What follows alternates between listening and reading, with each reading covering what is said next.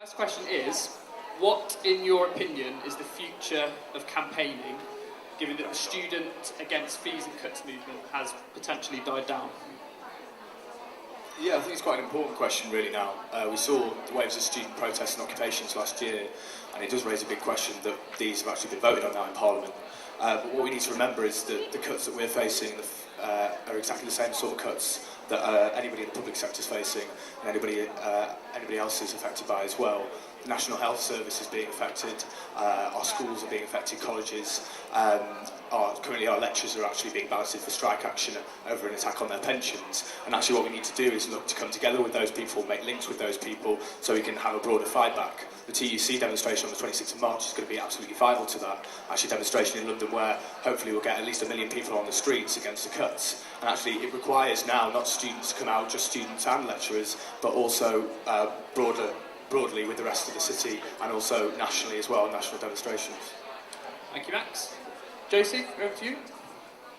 It's important that we keep obviously campaigning against the government, or like what the government is doing, like increasing tuition fees and that. I know the motion has been passed to triple tuition fees, and that's why one of my main points in my manifesto is to maintain the quality of education. So I don't know how much, like what the future of campaigning is, but because the motion to increase tuition fees and the cuts are still going to happen, it's more about now maintaining the quality of education so future students aren't losing out and they're still getting the same quality degree that we're getting now and students 10 years ago got. Over to John. I think the campaign that obviously we ran in the union, Cut to Nuts, was really successful. I think if other unions had, done it to the level that we did, I think, it would have been a more successful campaign, like nationally. I think what's important now is both to continue things like Max mentioned the UC demo, but also to sort of, to take the fight on to a different level, to lobby the university. Just because fees can be £9,000 doesn't mean the university has to. I think we need to be having dialogue with the university, making sure that when they raise fees to whatever they do raise them to, they do make education still accessible, and they are actively trying to widen participation as well. I also agree with what Josie said about maintaining the standards of education, making sure students aren't paying more for less, because fees, as unacceptable as they are, if we're paying £9,000 for less than we're getting now, that's even more unacceptable, I think. Thank you, John. Yeah, you can come back on that, Max, if you want to. Sorry.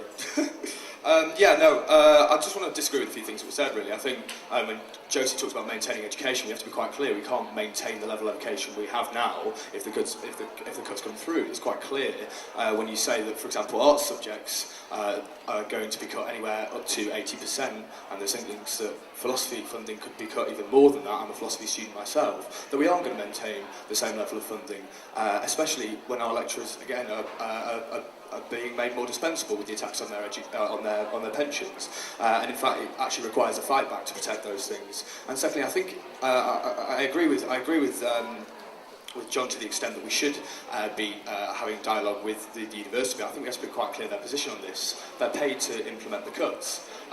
They'll lose their job if they don't do what they're told. We have to put pressure on them from below, actually, and having a lobbying process, we should engage with that, but secondly, we should also have a process of having protests and pressuring the university to publish, like Johnny said before, publish their accounts around funding.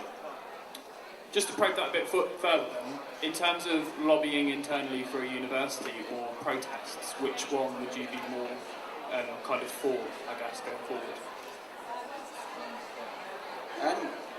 Without trying to sit on the fence, I think they're both important aspects of doing it. I think a lot of what was sort of more successful in the campaign against fees as well that we did, the cuts and nuts stuff, is we were both lobbying MPs and we were both, lobbying Parliament all over the country. We were ringing our home MPs, we were sending them letters, but we were also, we were out campaigning. We went into Sheffield, we did our march.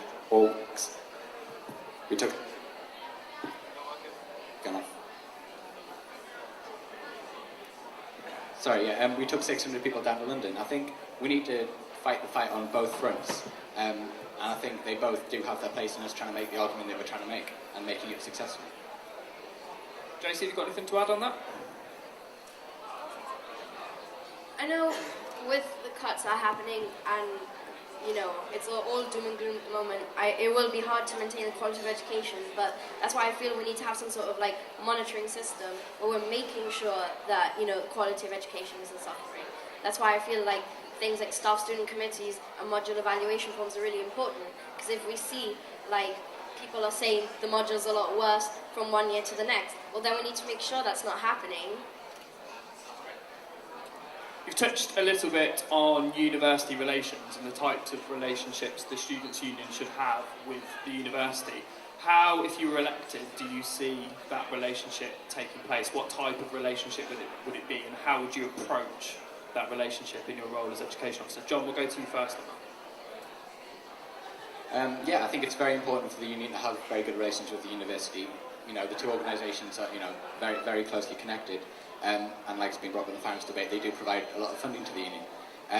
I think it's things like developing a good relationship with them, so we can have that dialogue on issues like education cuts, and on, you know, wider educational issues like feedback and like the quality of education in different departments is important. I think if we just did sort of take a kind of very much them and us, you know, like I think Max mentioned that, you know, they're being paid to implement the cuts. I think if we see them as the enemy, I think that would, you know, make quite a negative relationship. I think during the whole tuition fees debate, I think Sheffield and the Vice-Chancellor in Sheffield was very much on our side in the argument against fees. We're one of the few Russell Group universities to come out and say, you know, increasing fees is a mistake. And I think that we should continue working with the university on that and try and create, you know, greater links with them on issues such as that. Thank you. JC, do you want to comment on that?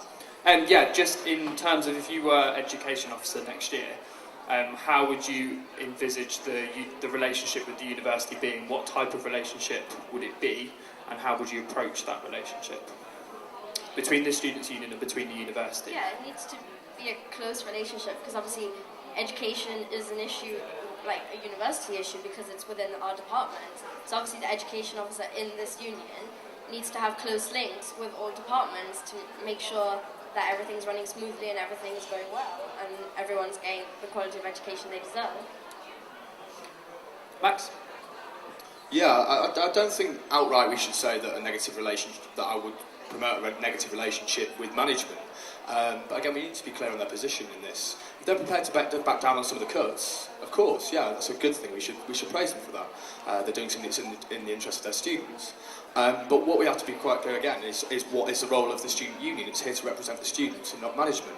And actually, we need an education officer who can push the student line with management and not try and convince students that the cuts are a good thing.